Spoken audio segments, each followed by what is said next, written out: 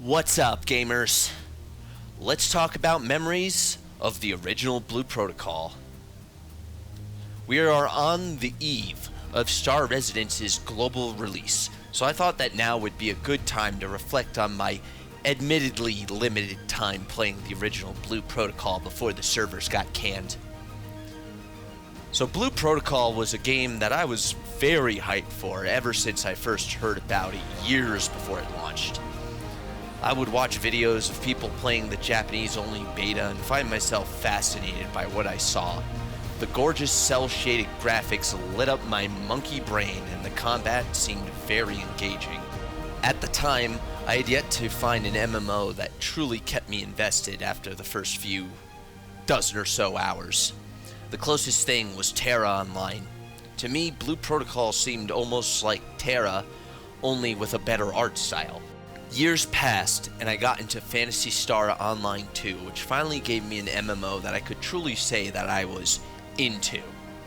I loved the .hack GU games when I was in high school, so PSO2 was essentially the multiplayer .hack experience that I had been looking for. Then, a year after Phantasy Star Online 2 came out globally, New Genesis was released and turned PSO2 from a unique co-op dungeon crawling experience into another Breath of the Wild clone. My thoughts on that game are a discussion for another time though. Anyway, Blue Protocol finally got a release date around the same time that I was getting burnt out on Phantasy Star Online 2 New Genesis. In Japan only, of course. So, I got me a VPN set up and smuggled myself across the digital Japanese border because I didn't want to wait for the global release out of fear of another PSO2 situation unfolding. When I finally finished making my character, I was met with a brick wall of lag.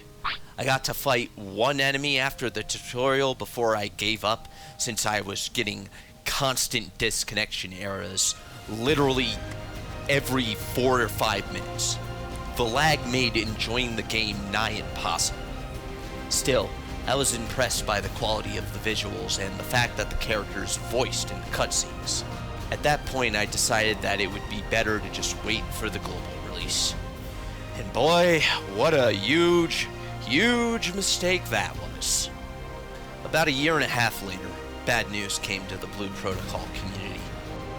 The game was having the plug pulled on its servers. I will admit that I was a bit ambivalent about this news. It was tragic since the game never got a chance on the global market. On the other hand, my hype for this game had pretty much been killed mainly because of gacha crap being introduced, even though I swear that somewhere in a live stream, the developers said that they wanted to do a traditional subscription-based model and other reasons that I'm about to get into. Would Blue Protocol getting a simultaneous global release in Japan and other regions have helped? Who knows? Personally, I think it probably would have made a huge difference. Maybe the game would have still failed, but it probably would have lasted at least a few years longer. The other thing is that the game was set to be published globally by Amazon, who made some amazing promises. Like introducing censorship. Let's be real. All censorship is unnecessary, and it's never a good thing. I likely would have played Blue Protocol more if I didn't have as many obstacles in the way of my enjoyment of the game. Plus, I had heard from various YouTube channels that the game was mid at best. Time marched on, and the EOS date drew closer and closer. I kept putting off trying out the game again by having a self-defeating attitude towards it. I kept telling myself that it would be a lag fest, that it wouldn't be worth the trouble of setting up a VPN. Fast forward to the last week before EOS, and I finally said screw it, and decided to get a trial of NordVPN and give Blue Protocol another shot. To my surprise, the game wasn't nearly as laggy as it was at launch, so I dived into the world of Regnus, intent on having myself a digital adventure with the little bit of time I had left. So did Blue Protocol actually live up to the hype? Honestly, not really. Don't get me wrong, there were a lot of things that I really enjoyed about the game, such as the grounded combat system that did not feature any flashy anime finishers and had different mechanics for each class, which made fighting enemies feel different than many other similar looking anime action RPGs. The soundtrack kicked ass on so many levels, and even featured an OP from the GOAT's Larkin Cell. The hub city of Astraleeds was brimming with charm and had a distinct culture to it. The cutscenes featured amazing directing and animation, leaving me enticed even though I couldn't fully understand the dialogue. I also have to shout out the gorgeous art style. A lot of the character designs featured unconventional color schemes that I think made them stand out from the crowd. Plus, on top of all of that, the game world was just straight up jaw-droppingly gorgeous. Unfortunately, as I played more, the cracks in the armor started to show themselves. For example, in a few of the dungeons, I could not help but notice that the bosses were just bigger versions of mobs that had appeared in the same dungeon. I get that there was a storyline justification for this, something to do with Avalicia, whatever that was. However, it still seemed cheap to me. There was also this huge coliseum in Astraleeds that sadly turned out to just be a glorified training room filled with dummies to hit. There did not seem to be many side activities outside of combat besides a fishing minigame. I did not interact with it, but I hear that the gacha was also very toxic. I've also heard that the content release schedule was agonizingly slow, and that the game featured very little to do at launch. And apparently there were only ever 2 raids released over a year and a half? Like what? Considering how long this game was in development, 8 years I believe? Yeah, I'd say that the disappointment was very justified. It's a shame, because what I played through was overall a nice heaping helping of content. I got through most of the story, making it to the entrance of the final dungeon when the servers shut down. I think that in an alternate reality where Blue Protocol had launched with a similar amount of content to what it had when the servers died, the game would have had a much better first impression, and likely retained more players. Hell, maybe it would even still be running today. Water break. Water break.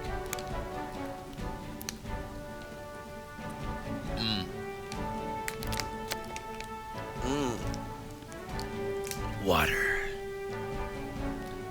As for the story, I had next to no idea what was happening, to be perfectly honest with you. I only know a few words in Japanese, not nearly enough to have a detailed understanding of the plot. There was a lot of time travel shenanigans, that I could tell. Carvane seemed like your typical shonen anime lead, as in if Blue Protocol were a single-player game, he absolutely would have been the main character. Feste was our character's annoying lolly sidekick. There was also this girl named Tillis, or Tyrus, depending on the translation, who gets eaten by an octopus thing that comes out of a portal at one point, only to show up at the end of the story as a corrupted version of herself. She reminded me a bit of Aqua from Kingdom Hearts, not just in appearance, but also in the fact that she becomes corrupted by darkness. Or whatever that octopus thing is. I'm assuming it was affiliated with darkness, as most villainous entities in these sort of games are. There was also not 1, not 2, but 3 diva characters who sang together at a concert in a surprisingly well-done cutscene. In fact, I think it was one of the highlights of the story. On the villainous side, aside from the mysterious octopus thing that came out of the portal and ate Tyrus, the main baddies seemed to be Voldigen, an evil dragonkin, and his sexy dragon lady sidekick, Furerube. I thought they both had pretty awesome character designs, and the boss fights against them were pretty fun too. There was also this mad scientist guy who looked kind of like Albert Wesker from Resident Evil, who betrays the main party. I think it was in Chapter 5 where that happened.